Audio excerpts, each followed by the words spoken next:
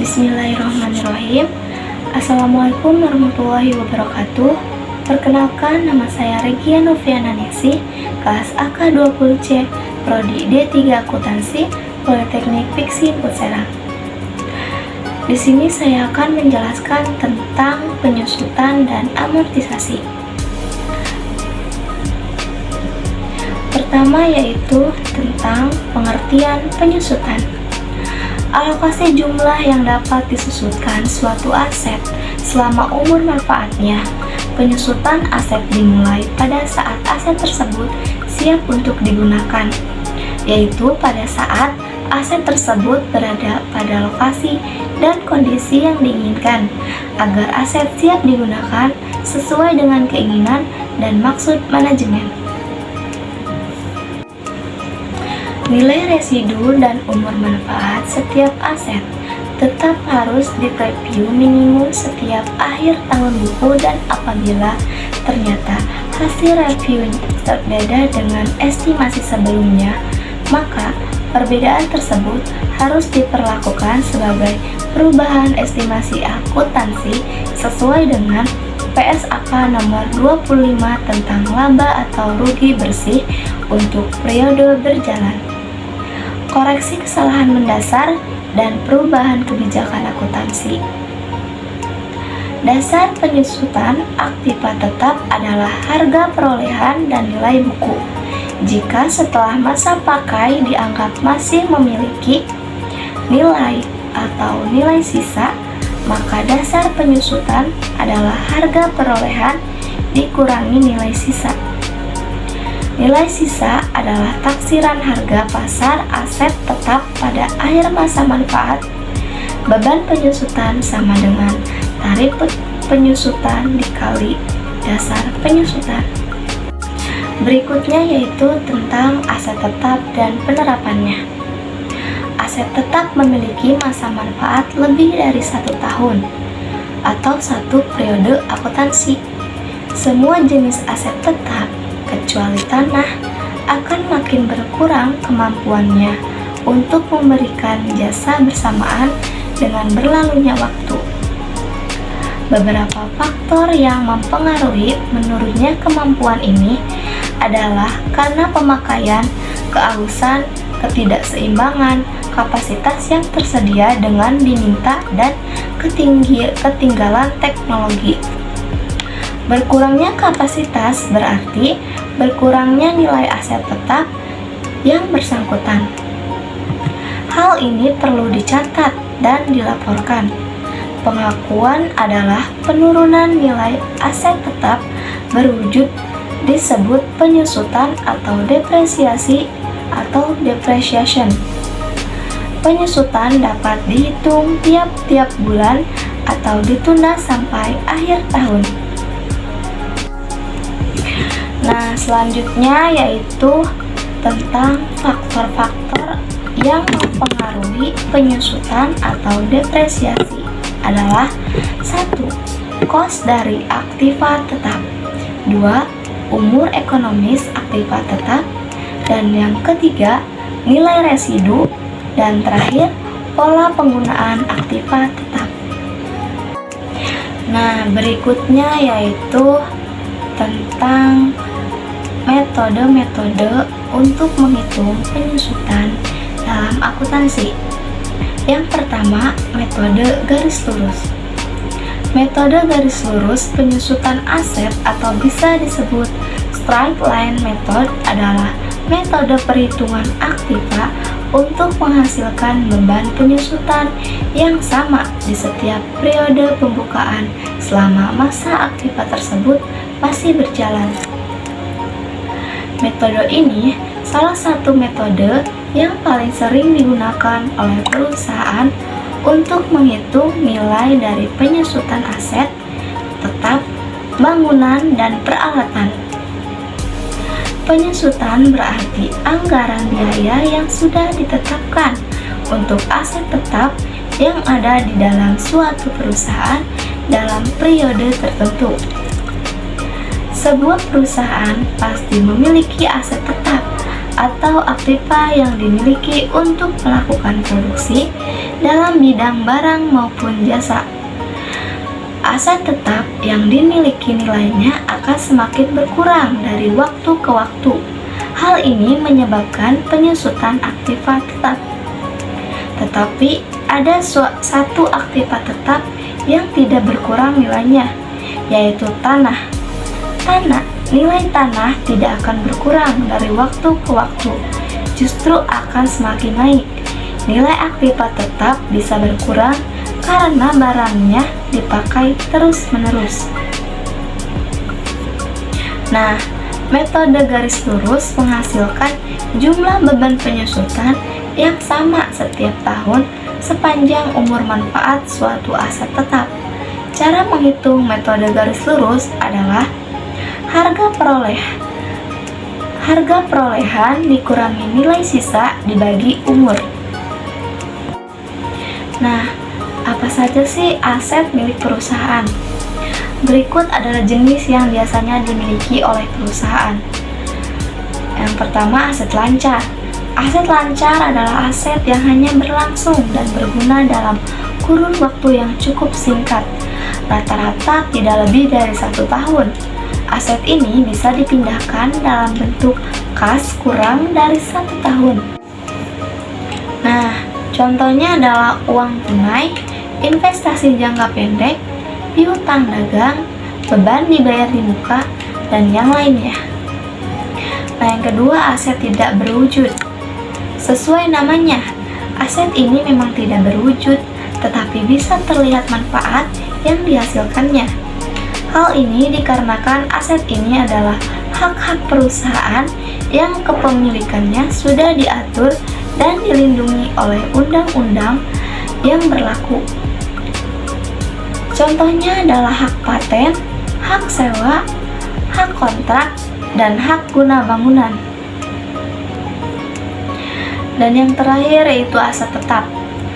Perusahaan pastinya memiliki aset tetap, yaitu sumber daya atau kekayaan yang dimiliki oleh perusahaan yang sifatnya permanen dan sudah jelas.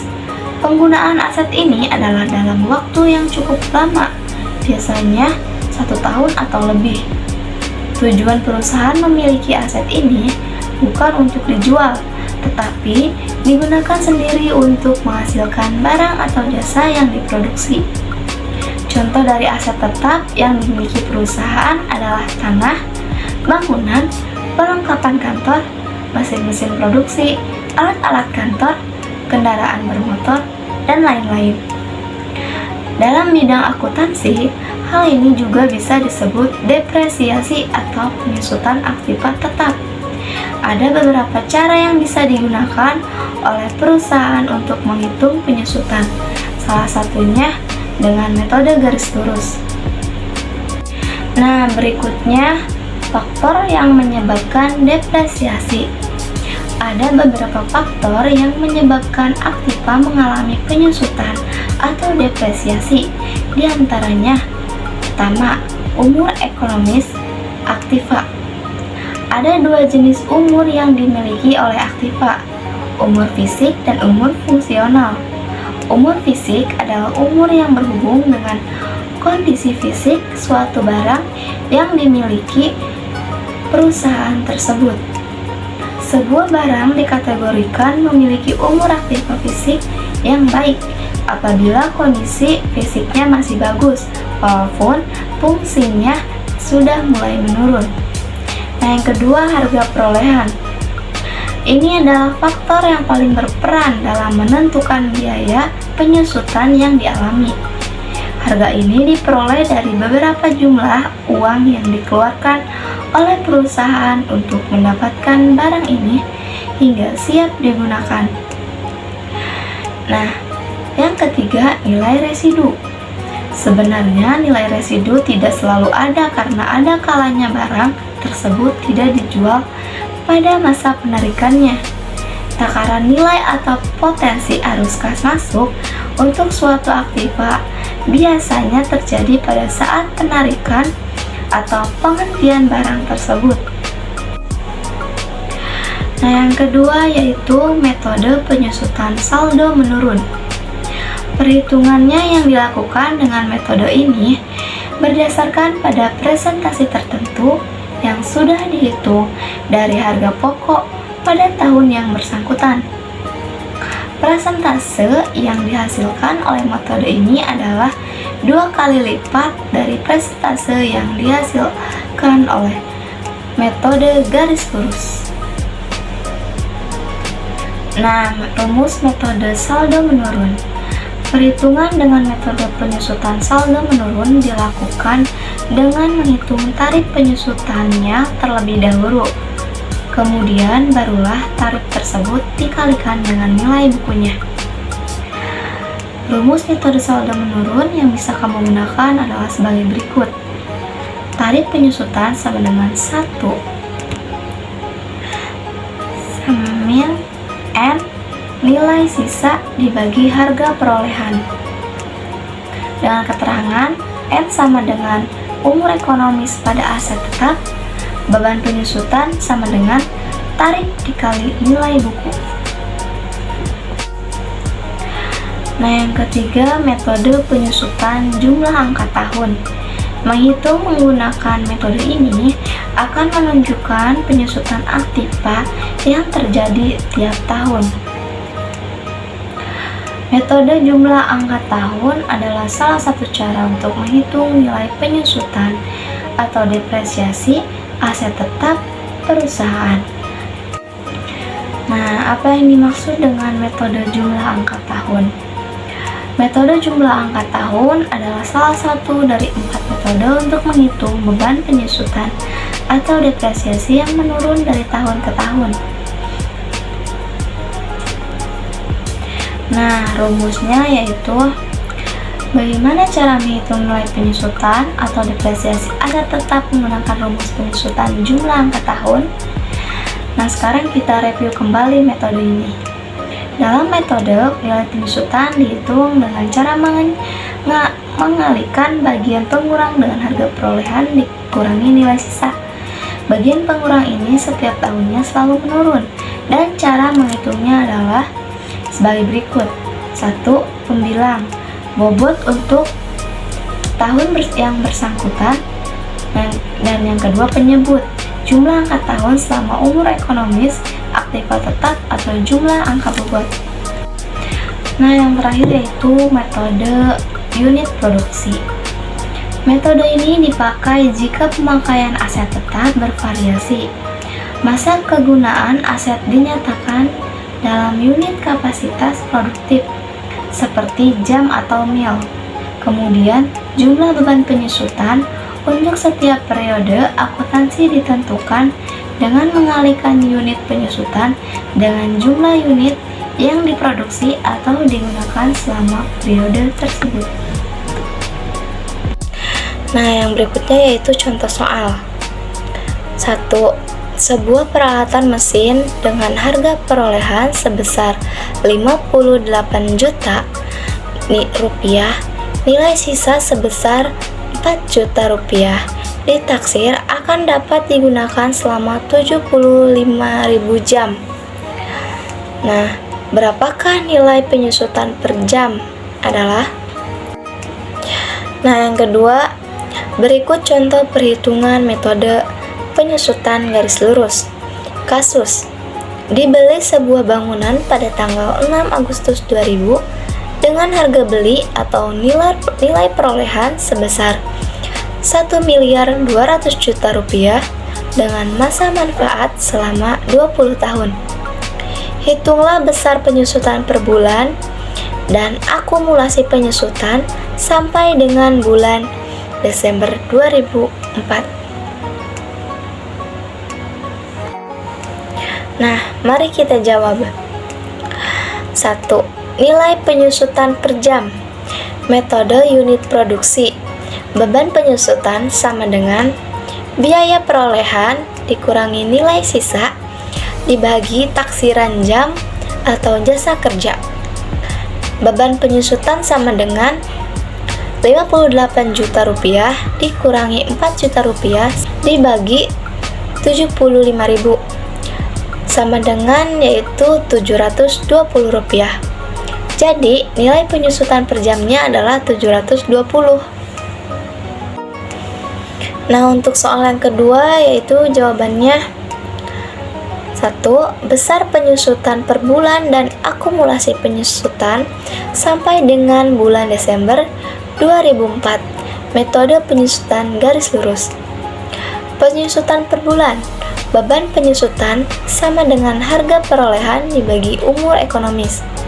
Harga perolehannya yaitu 1.200.000.000 rupiah dibagi 20 dikali 12, yaitu sama dengan 1.200.000 rupiah dibagi 240 bulan, sama dengan 5 juta rupiah. Nilai penyusutan per bulan sama dengan 5 juta rupiah. Yang kedua, hitung akumulasi penyusutan dari Agustus 2000 sampai Desember 2004. Nilai penyusutan per bulan dikali jumlah bulan dari Agustus 2000 sampai Desember 2004 sama dengan 5 juta rupiah dikali 53 bulan, yaitu sama dengan 265 juta rupiah. Nah, hanya itu yang bisa saya sampaikan. Semoga materinya dapat dipahami. Kurang dan lebihnya mohon maaf. Sekian dari saya. Wassalamualaikum warahmatullahi wabarakatuh.